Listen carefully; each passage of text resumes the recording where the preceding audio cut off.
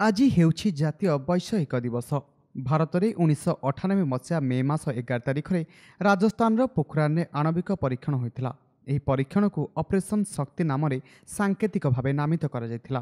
ପୋଖରାନରେ ହୋଇଥିବା ଏହି ଆଣବିକ ପରୀକ୍ଷଣ ସମଗ୍ର ବିଶ୍ୱକୁ ଭାରତୀୟ ବୈଷୟିକ ଜ୍ଞାନକୌଶଳର ବଡ଼ ଏବଂ ସଫଳ ପରୀକ୍ଷଣର ଉଦାହରଣ ପ୍ରଦାନ କରିଥିଲା। ଏରୋସ୍ପେସ୍ ଇଞ୍ଜିନିୟର ଓ ଦିବଂଗତ ରାଷ୍ଟ୍ରପତି ଡକ୍ଟର ଏପିଜେ ଅବଦୁଲ କଲାମଙ୍କ ନେତୃତ୍ୱରେ ହୋଇଥିବା ସଫଳ ଆଣବିକ ପରୀକ୍ଷଣ ସେତେବେଳେ ସମଗ୍ର ବିଶ୍ୱରେ ଚହଳ ପକାଇଥିଲା। ବିଶ୍ୱ ନେତୃବୃନ୍ଦଙ୍କ ବାରଣ ଓ ଚେତାବନୀ ସତ୍ତ୍ୱେ ବାଜପେୟୀ ସରକାର ପୋଖରାନ-2 ପରୀକ୍ଷଣକୁ ଯେଉଁଭଳି ଭାବେ ସଫଳତାର ସହ ସମ୍ପନ୍ନ କରାଇଥିଲେ ତାହା ସମଗ୍ର ବିଶ୍ୱକୁ ଆଚମ୍ବିତ କରିଥିଲା। ଭାରତର ମିସାଇଲ୍ ମ୍ୟାନ୍ ସ୍ୱର୍ଗତ ଡକ୍ଟର କଲାମ ଆମେରିକୀୟ ଗୁଇନ୍ଦା ସଂସ୍ଥାକୁ ଚକମା ଦେଇ ଏହି ପରୀକ୍ଷଣ କରିଥିଲେ। ମିସାଇଲ୍ ପରୀକ୍ଷଣ ପରେ ଭାରତ ନ୍ୟୁକ୍ଲିୟାର ଦେଶ ଭାବେ ପରିଣତ ହେବା ସହ ବିଶ୍ୱର ଷଷ୍ଠ ଦେଶ ଭାବେ ନ୍ୟୁକ୍ଲିୟାର କ୍ଲବରେ ସ୍ଥାନ ପାଇଥିଲା।